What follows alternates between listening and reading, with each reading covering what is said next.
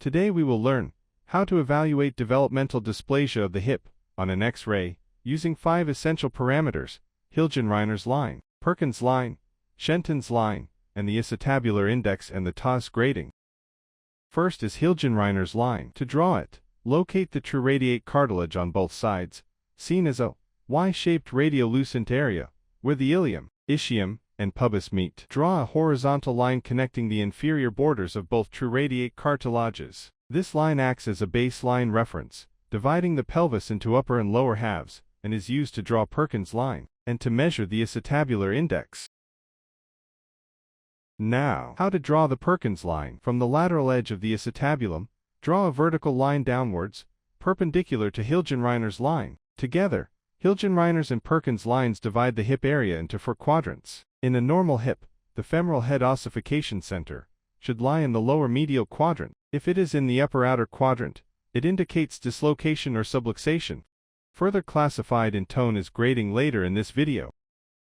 To measure the acetabular index, first, draw Hilgenreiner's line as your baseline. Then draw a line from the lateral bony edge of the acetabular roof down to the inferomedial point at the triradiate cartilage. The angle between these 2 lines is the acetabular index. Normal values is less than 30 degrees at birth, and less than 25 degrees by age of 1 year. An increased acetabular index indicates acetabular dysplasia, meaning the socket is too shallow to cover the femoral head properly, leading to instability. Next is Shenton's line.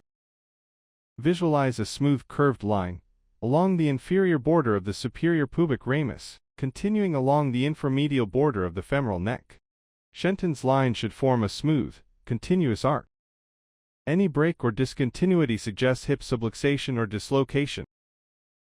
Finally, let's understand Tonnis grading, which classifies the degree of hip dislocation based on the position of the femoral head. The Tonnis classification is divided into 4 grades, 1 to 4, based on the position of the ossification center of the femoral head, according to Perkins line, P line, and the superolateral margin of the acetabulum, SMA line, horizontal line through the SMA, parallel to Hilgenreiner. In Tonnis grade 1 hips, the ossifying femoral head is medial to Perkins line, P line. In grade 2 hips, the femoral head ossification center is lateral to the P line, and below the superolateral margin of the acetabulum, SMA line. In grade 3 hips, the head is level with the SMA line. In grade 4 hips, the head is located above the SMA line, indicating a high dislocation. Tonnis classification helps assess severity of dislocation and guides treatment planning. Thank you for watching. If you found this video helpful, please like, share, and subscribe to the channel for more orthopedics and pediatric orthopedic lectures and videos. If you have any questions or topics you want covered, comment below.